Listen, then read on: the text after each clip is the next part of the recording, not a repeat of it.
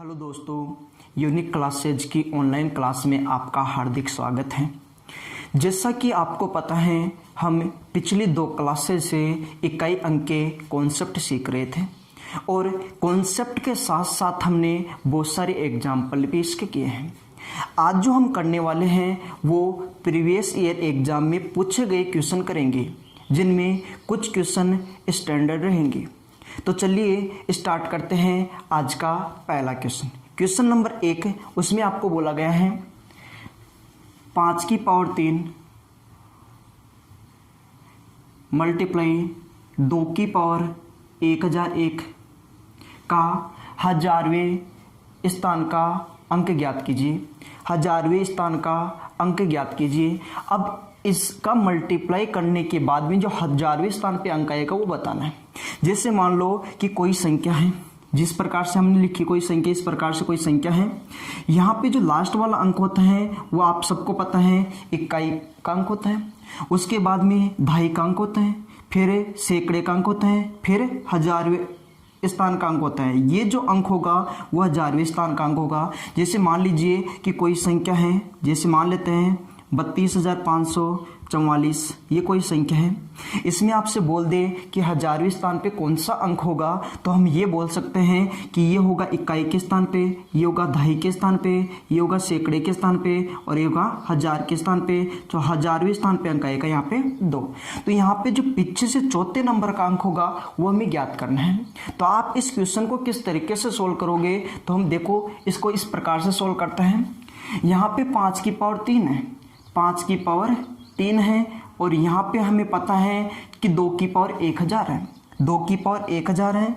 तो हम इसको ऐसे लिख सकते हैं क्या कि 2 की पावर 3, यहाँ पे 3 है तो एक तो 3 के बराबर ले लेते हैं। तो 5 की पावर 3 गुणा 2 की पावर 3 और साथ में लिख देते हैं 2 की पावर 998। क्या 3 और 998 दोनों को जोड़ेंगे तो क्या 1001 हो जाएगा। तो आप इसको इस तरीके से लिख सकते हो। सबसे पहला काम आपका यही रहेगा कि लिखना किस तरीके से है। तो हम इसको लिखेंगे 5 की पावर 3 गुणा 2 की पावर 3। तो ये दोनों को घातों को एक समान बना लिया। आगे हम लिखेंगे 2 की पावर 998, दोनों को जोड़ने पे वापस से बनेगा 2 की पावर 1001।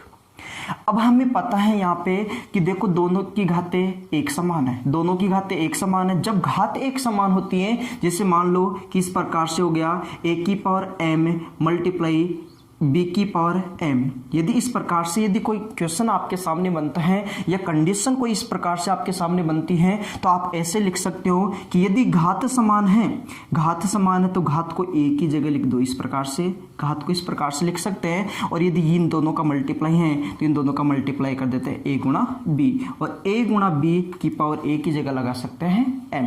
तो यहाँ भी हम ऐसे कर सकते हैं कि दोनों की घात एक समान है, दोनों की घात एक समान है। तो हम ये बोल सकते हैं कि 5 गुणा 3 और इसकी पावर हो जाएगी 5 गुणा 2 और इसकी पावर हो जाएगी 3। इस प्रकार से हम इसको लिख सकते हैं। 5 का गुणा 2 से करेंगे और पावर आ जाएगी 3, क्योंकि दोनों की घात सेम है तो दोनों को मल्टीप्लाई करके एक साथ लिख सकते हैं। साथ में लिखेंगे 2 की पावर 998। आप इसको इस तरीके से लिख सकते हो। आगे यदि हम बात करें 5 का गुणा यदि 2 से करेंगे तो होगा 10 की पावर 3 मल्टीप्लाई 2 की पावर हो जाएगी 998। आप इसको इस तरीके से लिख सकते हो। हमें पता है कि 10 का जो क्यूब होता है वो 1000 होता है।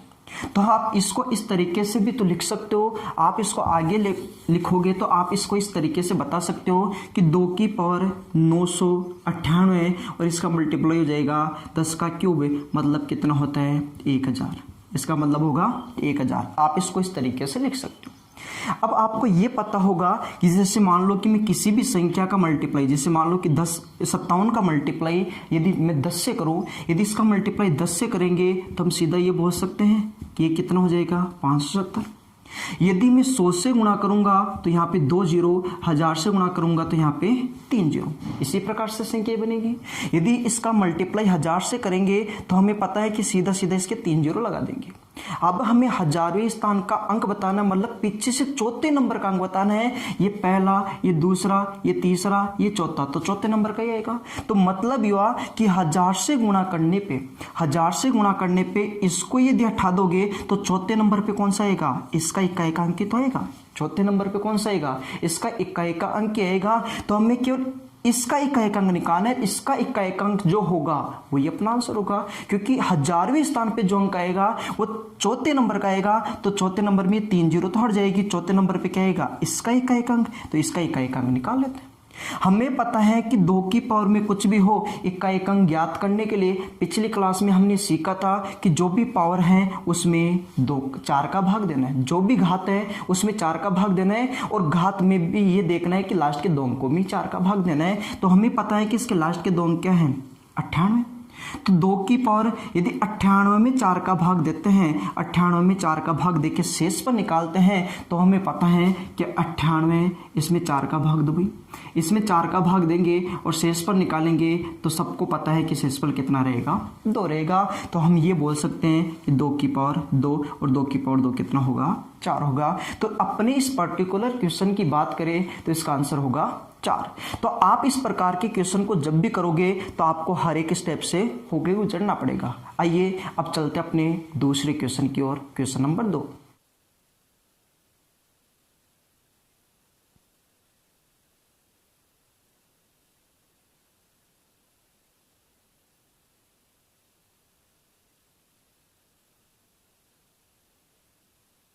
तीन 333 की पावर n का इक्का अंक है 7। आगे बोला है तो 7777 की पावर n का इक्का अंक क्या होगा? की पावर n का इक्का अंक क्या होगा ये हमें बताना है। 33 की पावर n का इक्का अंक है 7। तो 77 की पावर n का इक्का अंक क्या होगा? ये अपना क्वेश्चन है। बिल्कुल आसान सा क्वेश्चन है, केवल आपको थोड़ा सा दिमाग इसमें लगाना है। आपको पता है कि इक्काई के अंक से मतलब है, तो हमें इस 3 से मतलब नहीं है, इस 3 से मतलब नहीं है, इस 3 से मतलब नहीं है, तो मतलब तो केवल इससे ही तो था। यहाँ पे भी देखो इक्काई का अंक हमें ज्ञात करना है, तो इनसे मतलब नहीं है, केवल मतलब किससे है? इससे। अब यदि हमें n की वैल्यू और मिल जाए तो अपना क्वेश्चन सोल्व हो जाएगा। अब n की वैल्यू किस तरीके से ज्ञात करोगे वो आपको पता करना है। देखिए आपको पता है कि इक्काई का अंक 7 है। इस पहली वाली कंडीशन को देखोगे 3 की पावर n, इक्काई का अंक कितना है? 7 है। यदि इक्काई का अंक यहाँ पे 7 है तो 7 कितनी पावर पे बन सकता है? तो हम ये से देखेंगे। यदि 3 की पावर 1 लगाए तो 3 ही आता है। यदि 3 का स्क्वायर करें तो कितना आता है? 9। 3 की पावर 3 करें तो कितना आता है? 27। और 27 में इक्काई का अंक कितना होगा? 7 होगा। और हम दे भी क्या रखा है? 7 ही तो दे रखा है। तो ये कितनी पावर पे 7 बन रहा है? 3 पावर पे। 3 घात लगाओगे तब इक्का अंक 7 आएगा। तो हम ये बोल सकते हैं कि इस n की वैल्यू जो होगी वो कितनी होगी? 3। यदि n की वैल्यू 3 होगी, n की वैल्यू 3 होगी तो इक्का अंक कितना होगा? 7 होगा। यदि n की वैल्यू 3 होगी तो इक्का अंक 7 होगा। तो हमें पता है n की वैल्यू 3 है, तो यहाँ भी n की वैल्यू कितनी रखेंगे?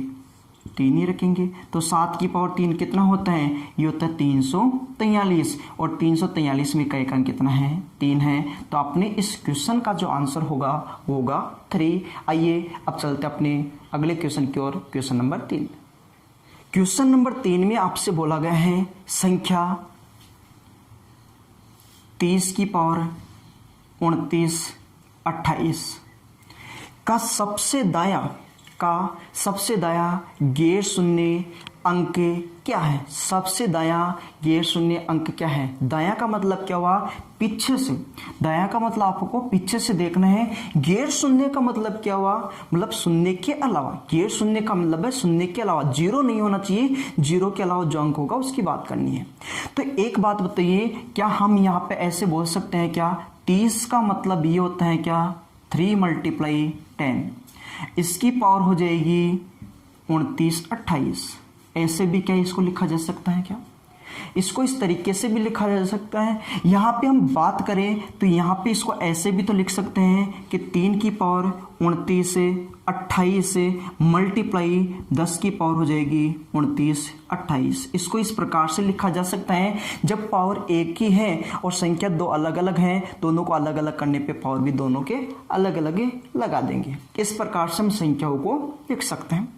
अब आप इसको ध्यान से देखोगे, तो यहाँ से तो शून्य ही शून्य प्राप्त होगी, लेकिन हमें शून्य नहीं चाहिए।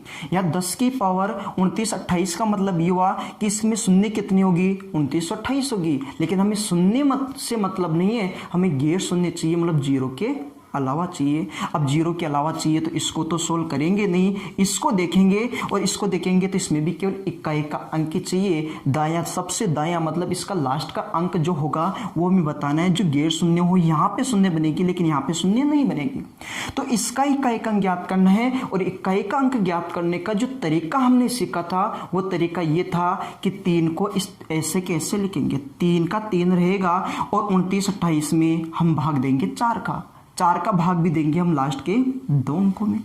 तो लास्ट के 2 अंक क्या रह गए, 28 से, और 28 में 4 का भाग पूरा जाता है। अब 4 का भाग पूरा इसमें जा रहे हैं, इसका मतलब क्या हुआ, इसका मतलब ये हुआ कि शेषफल कितना रह गया, 0।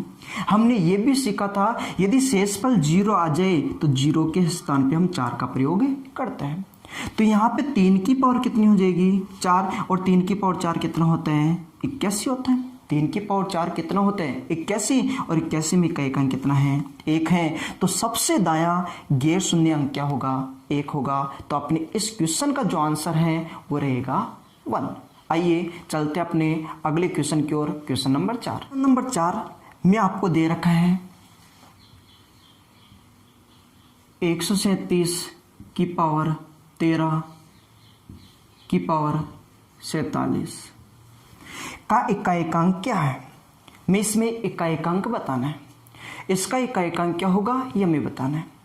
अब यहाँ पे ध्यान से देखोगे तो सबसे पहले इसको क्या लिख सकते हैं, इसकी कैलकुलेशन किस प्रकार से बनाएंगे। मान लीजिए कि आपके सामने ये आ गया 1 की पावर m और इसकी पावर आ गई है n। यदि इस प्रकार से आ गया आपके सामने तो फिर आप इसको ऐसे लिख सकते हो, जब भी घात के ऊपर घात इस प्रकार से दे रखी है, आपको ध्यान से देखना है किस प्रकार से घात के ऊपर घात है, तो हम इसको लिख सकते हैं m गुणा n। घात के ऊपर घात इस प्रकार से आएगी तो घात आपस में मल्टीप्लाई होती है।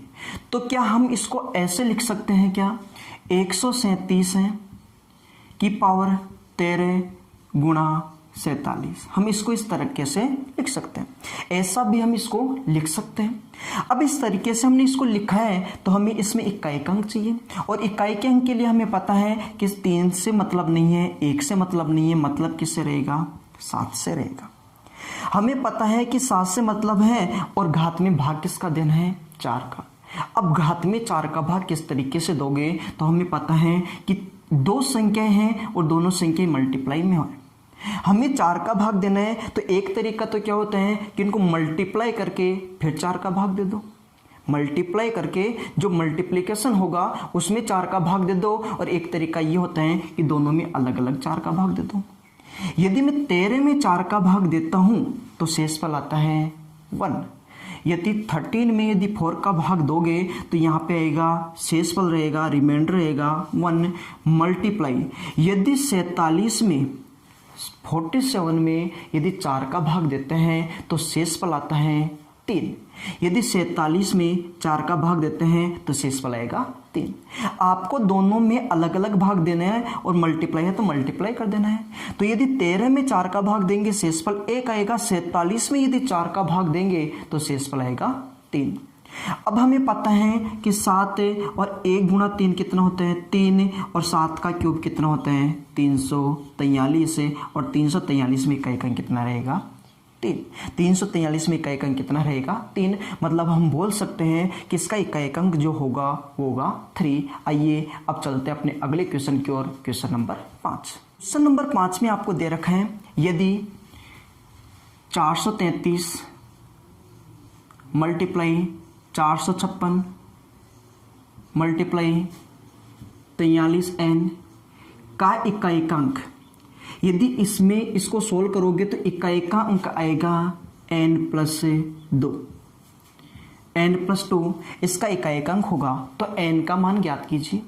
इसके लिए आपको 4 ऑप्शन दे रखे हैं।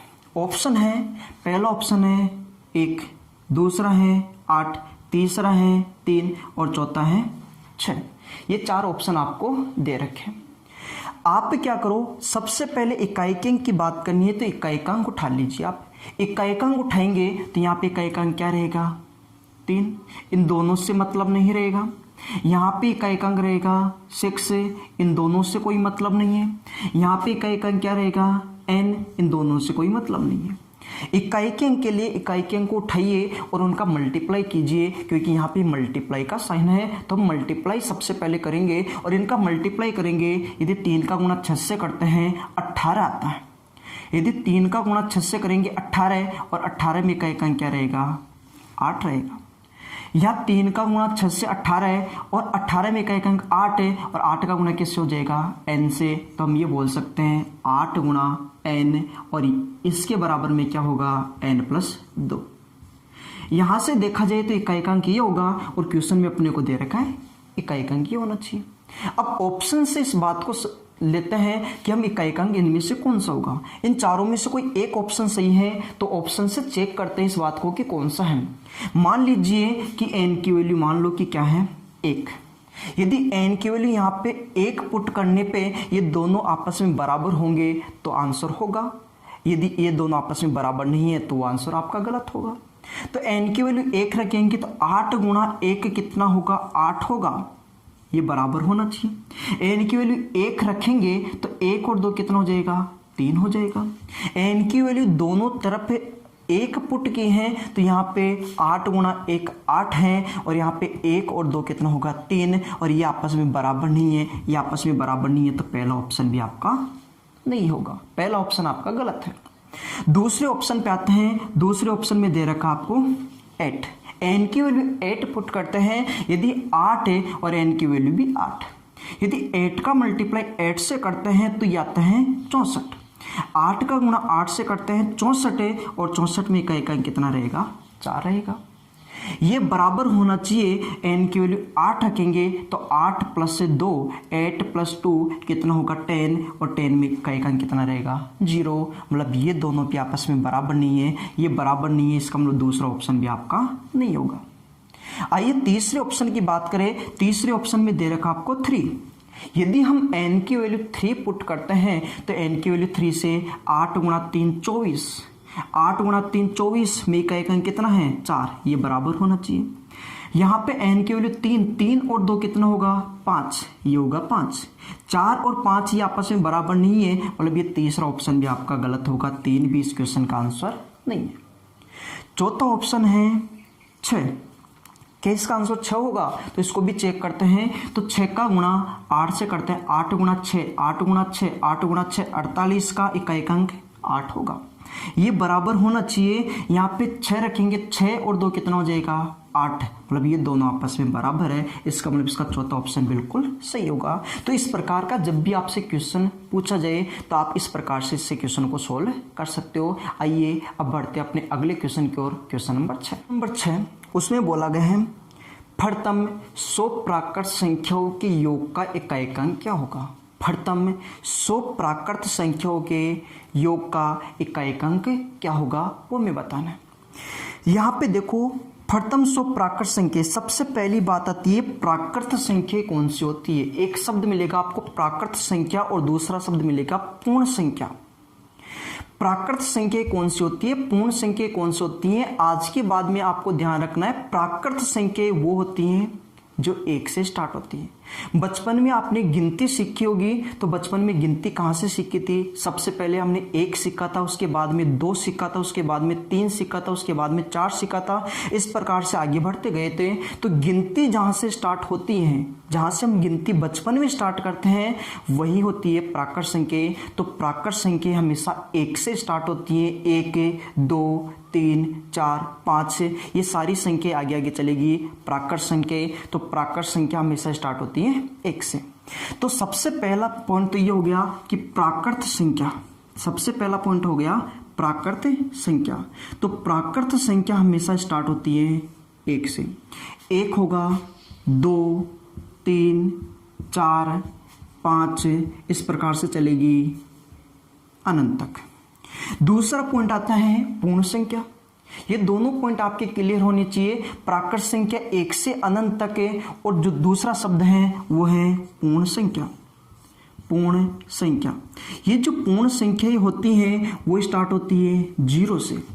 यदि प्राकृत संख्याओं से पहले 0 को भी लगा दे तो होती है पूर्ण संख्या। पूर्ण संख्या 0 के बाद में वही 1, 2, 3, 4, 5 ये भी कहाँ तक चलती है अनंत तक। तो 2 क्वेश्चन आपके क्लियर होने चाहिए कि प्राकृत संख्या कौन सी होती है और पूर्ण संख्या कौन सी होती है। प्राकृत संख्या 1 से स्टार्ट होती है, पूर्ण संख्या 0 से स्टार्ट होती है। आपके जो क्वेश्चन में बोला है वो बोला है प्रथम 100 प्राकृत संख्याओं के योग का इकाई अंक है। अब बात आती है प्राकृत संख्या प्रथम 100 है तो पहली प्राकृत संख्या तो कौन सी होगी 1, क्योंकि प्राकृत संख्या कहाँ से स्टार्ट होती है 1 से। उसके बाद में 2 तो प्लस 2 प्लस 3 प्लस 4 इस प्रकार से प्राकृत संख्या चलेगी अप टू कहाँ तक की बात करनी है 100 तक की।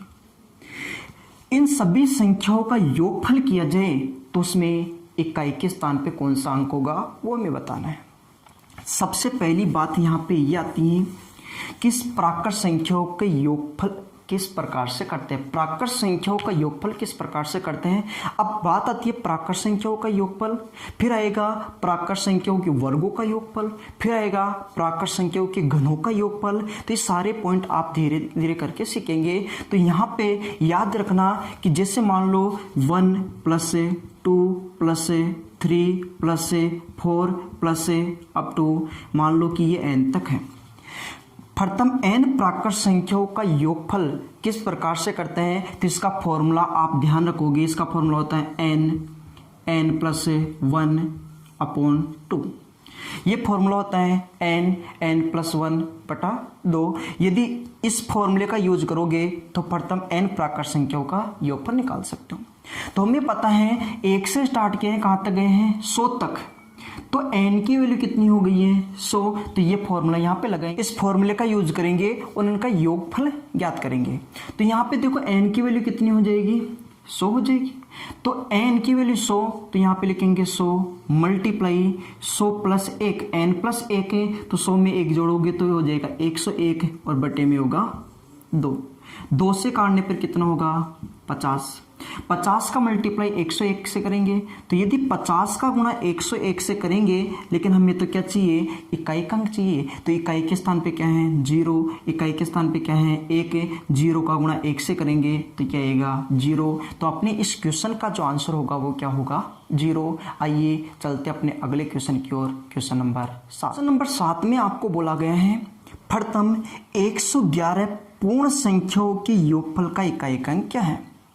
प्रथम 111 पूर्ण संख्या है तो पूर्ण संख्या कहाँ से स्टार्ट होती है 0 से। 0 + 1 + 2 + 3 प्लस कहाँ तक जाएगी टोटल 111 संख्या है। यदि मैं 2 संख्या की बात करता तो ये होती, 3 संख्या की बात करता ये होती, 4 संख्या की बात करता ये होती। 4 संख्या के लिए लास्ट वाली 3 है, 3 संख्या के लिए लास्ट वाली 2 है। मैं 5 संख्याओं की बात करता तो क्या आता 4 आता।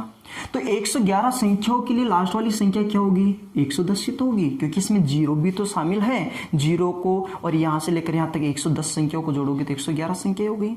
तो प्रथम 111 पूर्ण संख्याओं का योग है, इन सब का योग करो। तो एक बात बताइए, हमें इस 0 को हटा दे, इस 0 को हटा दे, क्योंकि 0 जोड़ोगे तो कोई फर्क तो पड़ने वाला है नहीं, 0 जोड़ने से कोई फर्क नहीं पड़ेगा। तो यहां से देखो कि ये प्राकृत संख्या हो गई क्या, ये सारी प्राकृत संख्या है। और प्राकृत संख्याओं का योगफल अभी हमने सीखा है क्या होता है n+1/2, ये होता है प्राकृत संख्याओं का योग का फॉर्मूला। तो यहाँ पे n की वैल्यू कितनी है 110 गुणा n+1 110 + 1 111 और बट्टे में कितना होगा 2 से काटने पे कितना होगा 55। तो हम ये बोल सकते हैं कि इन दोनों का मल्टीप्लाई, तो यहाँ पे इकाई अंक 5 है, यहाँ पे इकाई अंक 1 है, 1 का गुणा 5 से करेंगे तो कितना आएगा 5 ही तो आएगा। तो इसका इकाई अंक कितना होगा। क्वेश्चन नंबर 8 की ओर आइए थोड़ा आगे बढ़ते हैं और क्वेश्चन नंबर 8 को देखते हैं। क्वेश्चन नंबर 8 में आपको बोला गया है 1 की पावर 5 प्लस 2 की पावर 5, 3 की पावर 5, 4 की पावर 5 प्लस अप टू 98 की पावर 5 का इकाई अंक ज्ञात कीजिए। का इकाई अंक ज्ञात कीजिए, इसका इकाई अंक हमें बताना है। आप सबको पता है कि जब भी इकाई अंक ज्ञात करते हैं तो घात में 4 का भाग देते हैं। ये बात हमने सीखी है पिछली क्लासेज में। यहाँ पे घात थोड़ी बड़ी आ गई तो 4 का भाग देख के तो हम कर सकते हैं, क्या मैं इस 5 में 4 का भाग दूंगा शेषफल 1 आएगा? क्या इस 5 में 4 का भाग दूंगा शेषफल 1 है? 5 में 4 का भाग दूंगा शेषफल 1 है, 5 में 4 का भाग दूंगा शेषफल 1 है, 5 में 4 का भाग दूंगा शेषफल 1। जब भी आपको लगता है कि घात 4 या 4 से अधिक है तो आप 4 का भाग दोगे तो 4 का भाग देंगे, शेषफल कितना 1 है। तो 1 लिखने की जरूरत नहीं है। क्या हम इसको ऐसा लिख सकते हैं क्या? 1 plus 2 plus 3 plus 4 plus 5 plus up to 98, क्या इसको ऐसे लिख सकते हैं क्या? और आपको पता है क्या ऐसा क्वेश्चन हमने कर लिया इस प्रकार से? तो हमने क्वेश्चन अभी किया है। इस क्वेश्चन का सॉल्यूशन हम कर सकते हैं। इसका फॉर्मूला क्या होगा? n प्लस 1/2, क्योंकि ये सभी प्राकृत संख्या हो गई। प्राकृत संख्याओं का योगफल का फॉर्मूला यही तो है। तो n की वैल्यू कितनी है? 98 मल्टीप्लाई 98 और 1 99 और बट्टे में कितना होगा? 2 होगा। यहाँ से 2 से कैंसिल होगा तो 49 होगा। यहाँ पे देखो इकाई अंक 9, यहाँ पे इकाई अंक 9 का गुणा 9 से करेंगे तो कितना आएगा? 81 और 81 में इकाई अंक कितना होगा? 1 होगा। तो अपने इस क्वेश्चन का जो आंसर होगा वो कितना रहेगा? 1। आइए अगले क्वेश्चन की ओर बढ़ते हैं। Question number 9। क्वेश्चन नंबर 9 में आपसे बोला गया है 1 square plus 2 square plus 3 square plus 4 square plus up to 98 square का इकाई अंक ज्ञात कीजिए। का इकाई अंक क्या होगा? अभी आपने देखा था कि जब पावर 1 थी या पावर नहीं लगाया था तो वो क्या थी? प्राकृत संख्या। और प्राकृत संख्याओं के योग का फॉर्मूला हमने सीखा है n प्लस 1/2। अब अपने पास जो है वो है प्राकृत संख्या तो है, लेकिन उनका स्क्वायर क्या है? प्राकृत संख्या का वर्ग क्या है? तो प्राकृत संख्याओं के वर्गों के योगफल का जो फॉर्मूला होता है वो याद रखना। जैसे मान लो कि आपके सामने ऐसा जाए 1 square plus 2 square plus 3 square plus up to n square, ये कंडीशन आपके सामने आ जाए तो इनका जो फॉर्मूला होता है वो होता है n प्लस 1 2n प्लस 1/6। ये इसका फॉर्मूला होता है। प्राकृत संख्याओं के वर्गों के योगफल का फॉर्मूला ये होगा। यहाँ पे ध्यान से देखें तो यहाँ पे जो लास्ट वैल्यू है 98 है, मतलब 1 से लेकर 98 तक। तो n की वैल्यू कितनी होगी? 98। अब n की वैल्यू 98 है तो यहाँ पे n ही तो लिखेंगे। तो सबसे पहले क्या लिखेंगे? 98 मल्टीप्लाई, फिर लिखेंगे n प्लस 1 तो 98 प्लस 1 कितना हो जाएगा? 99 प्लस फिर 2n मतलब 98 का 2 गुना, 98 का 2 गुना। और यदि 98 का हम 2 गुना करते हैं, 98 का डबल करते हैं तो 196 होता है। तो 196 प्लस 1 है तो कितना हो जाएगा? 197 और बटे में कितना होगा? 6। फॉर्मूले में क्या आता है? 6 आता है। तो आपको जब भी प्राकृत संख्याओं के वर्गों का योगफल करना हो तो ये फॉर्मूला आपको ध्यान रखना है n प्लस 1 2n प्लस 1/6। यहाँ पे हम बात करें, देखो ये 2 से कैंसिल होगा 3 और ये 2 से कैंसिल होगा 49, ये 3 से कैंसिल होगा 33। इकाई अंक ज्ञात करना है तो इकाई अंक देखो ना, यहाँ पे इकाई अंक कितना है? 9, यहाँ पे कितना है? 3 और यहाँ पे कितना है? 7। इनका मल्टीप्लाई कीजिए तो 7 का गुणा 3 से 21, 21 का इकाई अंक कितना होगा? 1 है। 7 का गुणा 3 से 21, 21 का इकाई अंक 1 है। और 1 का गुणा 9 से तो इकाई अंक कितना रहेगा? 9। तो अपने इस क्वेश्चन का जो आंसर होगा वो होगा 9। आइए अब चलते हैं अपने अगले क्वेश्चन की ओर। Question number 10। नंबर 10 में आपसे बोला गया है 1 cube plus 2 cube plus 3 cube plus 4 cube plus up to 101 cube का इकाइकांक ज्ञात कीजिए। का इकाइकांक ज्ञात कीजिए। इसमें इकाइकांक क्या होगा वो हमें बताना है। सबसे पहले अभी तक हमने सीखा है प्राकृत संख्या 1 से स्टार्ट होगी, पूर्ण संख्या 0 से स्टार्ट होगी, प्राकृत संख्याओं का योग n+1/2 होगा, प्राकृत संख्याओं के वर्गों का योग n+1 to n+1/6 होगा। अब क्या है, क्यूब है, प्राकृत संख्याओं का क्यूब किया है। जब आपको इस प्रकार से दिखाई दे कि 1 cube plus 2 cube plus 3 cube plus इस प्रकार से चल रहे हैं, लास्ट में मान लो n क्यूब है, तो इसका फॉर्मूला क्या बनेगा। जब प्राकृत संख्याओं के घनों का योग करें तो क्या होता है, तो ये फॉर्मूला होता है n+1/2। ये प्राकृत संख्या के वर्गों का प्राकृत संख्याओं का योग था और घनों के योग के लिए इसका क्या कर दो, स्क्वायर। ये होता है इसका फॉर्मूला, n+1/2 का होल स्क्वायर कर दो। तो यहाँ पे देखें तो n की वैल्यू कितनी है, 101। तो n की वैल्यू है 101 मल्टीप्लाई 101 प्लस 1 है 102/2 और इसका हो जाएगा स्क्वायर। तो क्या हम बोल दे कि ये इससे कटेगा तो कितना होगा, 51। इकाइकांक 1 है, इकाई का अंक 1 है, 1 गुणा 1 1 है और 1 का स्क्वायर भी कितना होगा, 1 होगा।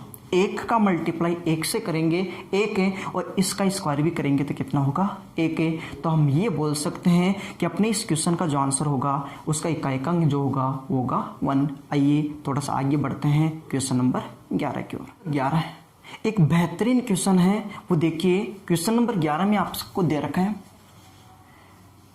4 × 9 स्क्वायर मल्टीप्लाई 4 क्यूब मल्टीप्लाई 9 की पावर 4 मल्टीप्लाई 4 की पावर 5 मल्टीप्लाई 9 की पावर 6 मल्टीप्लाई अप टू 4 की पावर 99 मल्टीप्लाई 9 की पावर 100 में इकाइकांक ज्ञात कीजिए। में इकाइकांक बताना है। अब इन संख्याओं के मल्टीप्लिकेशन में इकाइकांक क्या होगा, एक बेहतरीन क्वेश्चन है। आप इस क्वेश्चन को किस तरीके से सोल्व करोगे। सबसे पहले इस क्वेश्चन में जानने वाली बात यह है कि देखो 4 की पावर यहाँ कुछ नहीं है तो हम 1 लगा सकते हैं, तो 4 की पावर तो कितनी होगी, 1 होगी। अब 4 की पावर 1 यहाँ पे है, फिर 4 की पावर 3 है, 4 की पावर 5 है, फिर 4 की पावर इसी प्रकार से चलती रहेगी 4 की पावर 99। मतलब 4 की घात में केवल विषम संख्या हैं, लेकिन 9 की घात देखी जाए 9 की घात 2, 9 की घात 4, 9 की घात 6, 9 की पावर है 100। 9 की घात में जो संख्या हैं वो केवल सम संख्याएं हैं, इवन नंबर है। तो हम ऐसे बोल सकते हैं कि देखो घात 1 है, 2 है, 3 है, 4 है, 5 है, कहाँ तक है, 100 तक। अब यहाँ पे 2 श्रृंखलाएं बन रही है, एक तो 4 की बन रही है, एक 9 की बन रही है और टोटल संख्या कितनी है, 100 है। 100 घात तो टोटल संख्या कितनी है, 100। अब 100 में से मैं बोल सकता हूँ कि 4 की घात 4 कितनी बार है, 4 कहाँ तक जाएगा, 50 बार। और 9 भी कितनी बार होगा, 50 बार, क्योंकि आधा आधा ही तो करना अपने को। तो यहाँ पे हम ऐसे बोल सकते हैं कि 4 वाले को लिख लेते हैं। सबसे पहले इस प्रकार से लिख लेते हैं कि 4 की पावर देखोगे ध्यान से विषम है, 4 की पावर विषम है, 4 की पावर विषम है, 4 की पावर विषम है। और हमने सीखा था कि 4 की 2 ही कंडीशन बन सकती है, या तो 4 की पावर हो सकती है विषम, तो कितना होगा, इकाइकांक 4 होगा। पिछले क्लासेस में हमने सीखा था, और 4 की पावर यदि इवन होगी तो हमें सीखा था कि वो कितना होगा, इकाइकांक 6 होगा। इसी प्रकार 9 के लिए सीखा था कि 9 की पावर यदि विषम होगी तो 9 का 9 होगा, और 9 की पावर यदि सम होगी तो कितना होगा, 1 है। ये सारी चीजें आपको मुजबानी याद होगी। तो यहाँ पे ध्यान से देखें तो 4 की पावर विषम है, सभी में क्या है, विषम है। ये 4 की पावर विषम 4 ही रहेगा मल्टीप्लाई 9 की पावर सम है, इवन संख्या है।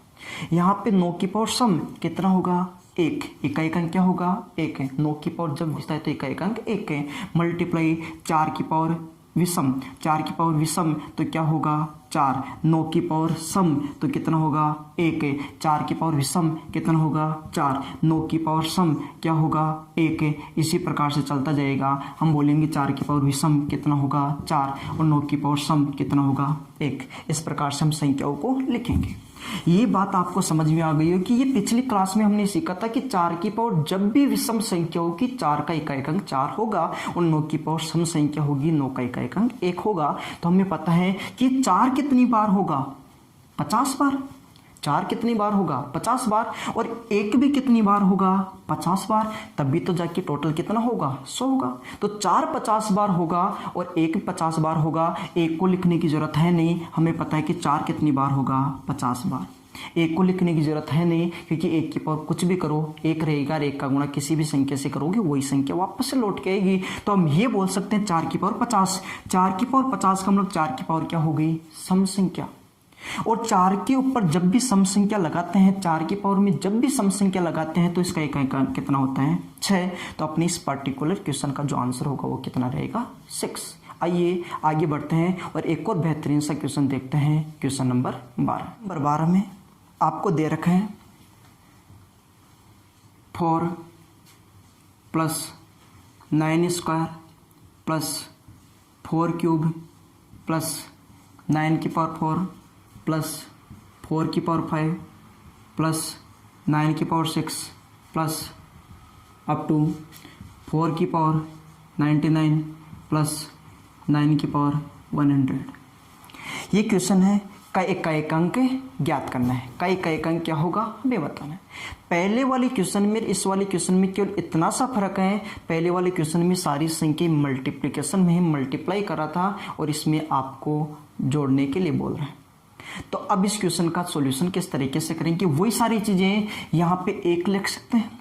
4 की पावर विषम 4 की पावर विषम 4 होगा, 9 की पावर सम 1 होगा, 4 की पावर विषम 4 होगा, 9 की पावर सम 1 होगा, 4 की पावर विषम 4 होगा, 9 की पावर सम 1 होगा, प्लस इसी प्रकार चलता रहेगा 4 की पावर विषम 4 होगा और 9 की पावर सम 1 होगा। इस प्रकार से आप एक सीरीज बनाओगे। अब आपको ये भी पता है कि आपको पता है कि टोटल कितना होगा 100 होगा। 100 होगा, किसको मिला के आप इन दोनों को मिला के देखोगे तो सभी कितने होंगे 100। तो मैं बोल सकता हूँ ये 4 कितनी बार होगा 50 बार, क्योंकि 4 वाला 50 बार होगा, 9 वाला 50 बार होगा। तो 4 कितनी बार होगा 50 बार। यदि 4 को मैं 50 बार जोड़ूंगा, यदि 4 को 50 बार जोड़ूंगा, यदि मैं 4 को 2 बार जोड़ूं तो मैं ऐसे बोल सकता हूँ कि 4 गुणा 2, ये भी 8 और ये भी 8। यदि 4 को 3 बार जोड़ूं तो 4 गुणा 3 कितना होगा 12। तो 4 को 50 बार जोड़ना है तो मैं ऐसे बोल सकता हूँ क्या 4 गुणा 50, यही होगा क्या। यदि 4 को 50 बार जोड़ना है तो 4 गुणा 50 हो जाएगा। इसी प्रकार प्लस में लिखेंगे कि 1 को भी हम 50 बार जोड़ेंगे, 1 को 50 बार जोड़ेंगे तो 1 गुणा 50 हो जाएगा। ऐसे ही तो बोलेंगे कि 1 को 50 बार जोड़ेंगे पर 1 गुणा 50। यहाँ पे देखोगे ये कितना हो गया 200 और ये कितना हो जाएगा 50 हो जाएगा। और 200 + 50 कितना हो जाएगा 250 और 250 में इकाई अंक कितना रहेगा 1। तो अपने इस पर्टिकुलर जो क्वेश्चन का आंसर होगा वो कितना रहेगा 1 रहेगा। आइए अब बढ़ते अपने अगले क्वेश्चन की ओर। Question number 13। क्वेश्चन नंबर 13 में आपको बोला गया है 1² + 2 का क्यूब + 3 की पावर 4 + 4 की पावर 5, 5 की पावर 6, 6 की पावर 7 + 7 की पावर 8 + 8 की पावर 9 + 9 की पावर 10 का इकाई अंक ज्ञात कीजिए। मतलब इन सबको जोड़ने पे इकाई अंक क्या होगा वो हमें बताना है। तो सबसे पहले हमें पता है कि 1 का इकाई अंक हमेशा 1 होगा, प्लस 1 का इकाई अंक हमेशा 1 होगा। हमें यह भी पता है कि 5 का इकाई अंक हमेशा 5 होगा, प्लस 6 का इकाई अंक हमेशा 6 होगा। इन तीनों के बारे में हमें पहले से पता है कि 1 का 1, 5 का 5 और 6 का 6 होता है। आगे हम बात करें तो हमें पता है कि 4 की पावर जब विषम होती है, 4 की पावर विषम होती है तो 4 का 4 होगा। इसी प्रकार हमने सीखा था 9 के बारे में। 9 की पावर यदि सम होती है, 9 की पावर सम होती है तो आता है 1। 9 की पावर सम होती है तो आता है 1 है। तो यहां तक तो हम क्वेश्चन को सोल्व कर सकते हैं।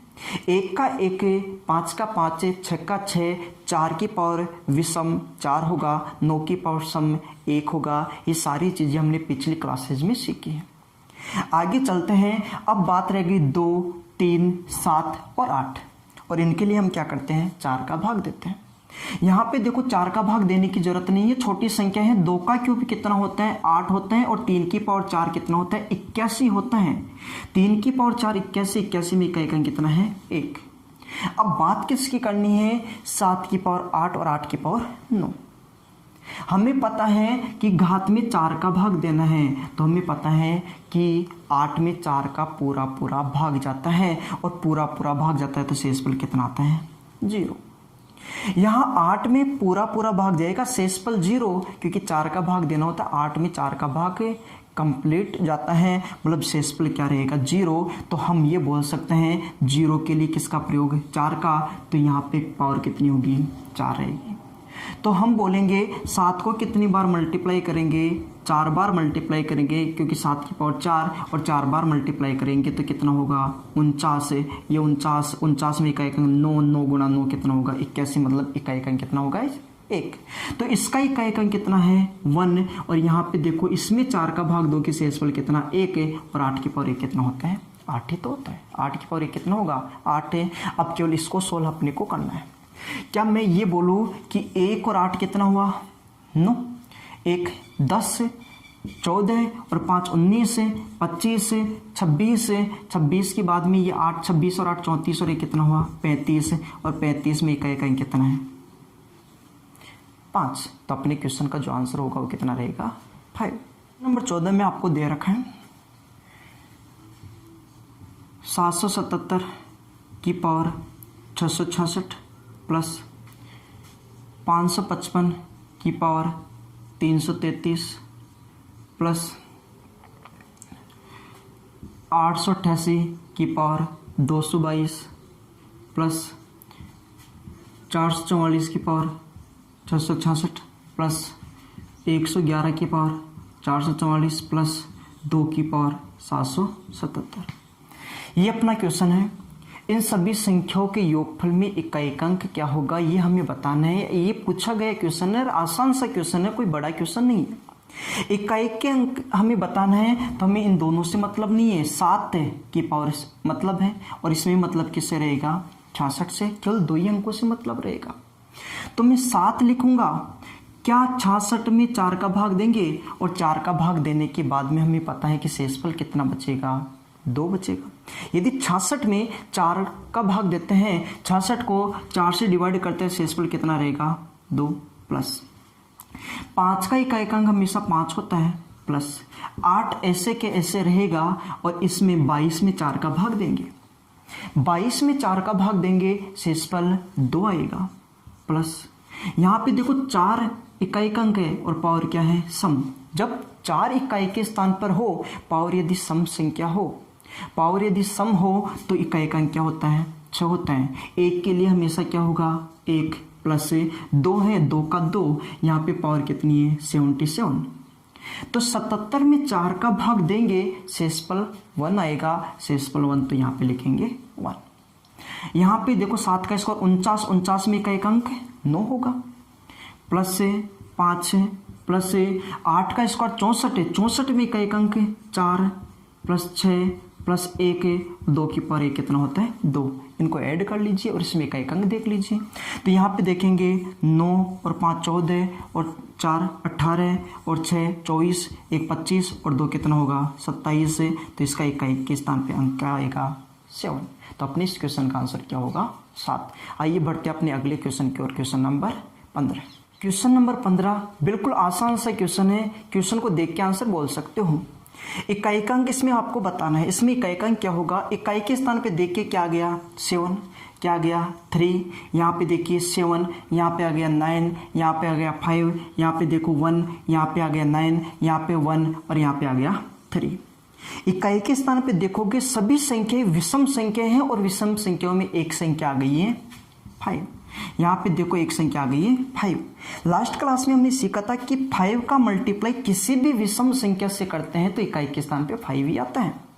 5 का मल्टीप्लाई 5 का गुणा किसी भी विषम संख्या से करने पे हमेशा इकाई का अंक 5 ही आएगा। तो यहाँ पे सारी की सारी विषम संख्या है, तो यहाँ पे इसका विषम संख्या से यदि मल्टीप्लाई करेंगे तो इकाई का अंक चेंज नहीं होगा, वो क्या रहेगा 5।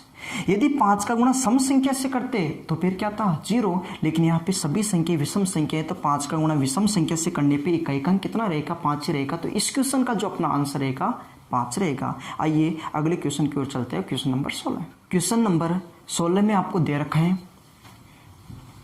3 की पावर 98 माइनस 3 की पावर 89 से निरूपित संख्या में इकाई के स्थान पे कौन सा अंक होगा, इसका इकाई का अंक हमें बताना है। इस पे इकाई का अंक क्या होगा, यदि इसको सोल्व करें तो इकाई का अंक क्या होगा। तो हमें पता है 3 है तो 3 के लिए घात में किसका भाग देते हैं 4 का भाग देते हैं। यदि मैं 98 में 4 का भाग दूंगा तो शेषफल कितना आएगा 2 आएगा भाई। 98 में यदि 4 का भाग देख के देखोगे तो शेषफल कितना आएगा 2 आएगा। माइनस यहाँ पे देखो 89 में यदि 4 का भाग दोगे तो शेषफल आएगा 1। यदि 89 में 4 का भाग देते हैं तो शेषफल कितना आता है 1। ये छोटी सी बात है। यहाँ पे देखोगे 3 का स्क्वायर 9 माइनस 3 की पावर 1 3, तो ये कितना हो जाएगा 6। तो अपने इस पर्टिकुलर क्वेश्चन का जो आंसर होगा वो क्या रहेगा 6। आइए अब चलते हैं अपने अगले क्वेश्चन की ओर, क्वेश्चन नंबर 17। नंबर 17 इसमें आपको कैलकुलेशन करनी है, इकाई का अंक बताना है किसका इकाई का अंक क्या होगा। क्वेश्चन आपके सामने है, देखिए इसका इकाई का अंक क्या होगा। हमें पता है कि जब भी इकाई के स्थान पे 5 आता है तो इकाई का अंक किसी भी पावर पे 5 ही होता है। इकाई के स्थान पे 5 आता है तो इकाई का अंक 5 ही रहेगा, तो ये 5 ही रहेगा, चाहे घात कुछ भी लगा दीजिए यहाँ पे प्लस। आगे बढ़ेंगे तो देखो यहाँ पे इकाई के स्थान पे 3, तो घात में किसका भाग देना पड़ेगा 4 का। लास्ट के 2 अंकों में 4 का भाग दे लीजिए, तो 3 की पावर या 69 में 69 को यदि 4 से डिवाइड करते हो तो शेषफल कितना रहेगा भाई। यदि इसमें 4 का भाग देते हो तो शेषफल आएगा 1, तो यह 3 की पावर 1 कितना होगा 3 ही होगा। इस प्रकार से हम लिखेंगे। इसकी कैलकुलेशन अलग से बना लेते हैं। फिर मल्टीप्लाई देखिए आगे, तो यहाँ पे देखोगे 9, और 9 के लिए हमने सीखा था कि पावर यदि सम होती है, जब किसी भी संख्या का इकाई का अंक 9 होता है, पावर सम होती है, तो इकाई के स्थान पे क्या आता है 1 माइनस। ध्यान से देखिए 4 और 4 के लिए पावर क्या है विषम। जब इकाई के स्थान पे 4 हो पावर विषम आती है तो इसके लिए क्या आता है 4 ही आता है। मल्टीप्लाई यहाँ पे आ गया 7 है, तो हम देखेंगे 7 घात कितनी है 935। 35 में किसका भाग दोगे 4 का भाग दोगे, 4 का भाग देने के बाद में शेषफल कितना बचेगा 3 बचेगा। यदि 35 को 4 से भाग देते हो तो शेषफल 3, और 7 की पावर 3 कितना होता है 343, और इसमें इकाई का अंक कितना रहेगा 3। आप इसको इस तरीके से लिख सकते हो, इनका इकाई का अंक याद कर सकते हो। अब इसकी कैलकुलेशन हमें बनानी है, तो हम ये बोल सकते हैं क्या, हमें पता है कि 5 और 3 कितना हो गया 8 गुणा, यहाँ पे देखोगे तो क्या बनेगा माइनस का 3, कि प्लस का 1 माइनस का 4 तो माइनस का 3। अब माइनस का 3 है, लेकिन कभी भी इकाई का अंक माइनस में नहीं होता है। जब माइनस का 3 आ गया तो इसको 10 में से लेस कर दो 3, 10 में से 3 घटाओगे कितना रहेगा 7, इकाई का अंक कितना रहेगा 7। ये बात भी हमने पिछली क्लासेस में सीखी है। यहाँ पे देखो कि इसका गुणा किससे हो जाएगा 3 से, इनका मल्टीप्लाई करोगे तो इकाई का अंक मिलेगा आपको। तो हम बोल सकते हैं कि इनका मल्टीप्लाई करने पे कितना 21, 21 का इकाई का अंक कितना होगा 1 होगा। 21 का इकाई का अंक 1 का गुणा 8 से करेंगे तो कितना होगा 8 है। तो अपने इस पर्टिकुलर क्वेश्चन के जो वैल्यू इकाई का अंक होगा वो क्या रहेगा 8। आइए अगले क्वेश्चन की ओर चलते हैं, क्वेश्चन नंबर 18। क्वेश्चन नंबर 18 आपके सामने है। क्वेश्चन नंबर 18 में है 32 की पावर 32 ये दे रखा है, इसमें आपको इकाई का अंक ज्ञात करना है। तो यहाँ पे देखिए इकाई का अंक कितना है 2, इकाई का अंक है 2। अब हमें क्या करना है कि इसमें 4 का भाग देना है। अब इसमें 4 का भाग देंगे, आगे का अपना कॉन्सेप्ट चलेगा रिमाइंडर थ्योरम, शेषफल प्रमेय। वहाँ पे इस टाइप के क्वेश्चन बहुत सारे सीखेंगे, वहाँ पे जाके ये बहुत सारे क्वेश्चन सीखेंगे। यहाँ पे मैं एक क्वेश्चन बता देता हूँ। यहाँ पे हम इस क्वेश्चन को ऐसे करेंगे कि 32 की पावर है 32, इसमें भाग देना है 4 का। तो हम क्या करते हैं, घात को थोड़ा अलग अलग कर देते हैं, इसमें ही 4 का भाग देते हैं। यदि 32 में 4 का भाग दिया तो शेषफल क्या आएगा, 0, और 0 की घात कुछ भी लगो शेषफल क्या रहेगा, 0 ही रहेगा। यदि इस 32 में 4 का भाग दोगे तो शेषफल 0, और 0 की पावर कुछ भी लगाओ शेषफल क्या 0, और 0 की पावर 32 लगाओगे तो भी क्या रहेगा, 0 रहेगा। तो यहाँ पे घात कितनी आएगी, ये 0, 0 के स्थान पे किसका प्रयोग करते हैं, 4 का, तो 2 की पावर 4, और 2 की पावर 4 कितना होता है 16, और 16 में का एकांक कितना रहेगा 6। उम्मीद करते हैं कि आपको ये सारे क्वेश्चन बहुत अच्छे से समझ में आए होंगे। तो अपने 4 टॉपिक के नंबर सिस्टम के कंप्लीट कर लिए हैं। पहला टॉपिक था फैक्टर्स, दूसरा था सीरीज, तीसरा था नंबर ऑफ जीरोज, और चौथा टॉपिक आपके सामने है एकांक। 4 टॉपिक पूरे हो चुके हैं। अब आगे आने वाले 2 वीडियो में आपको जो पढ़ाए गए 4 टॉपिक हैं उनके बहुत अच्छे एडवांस लेवल के, अपर लेवल के क्वेश्चन करवाएंगे।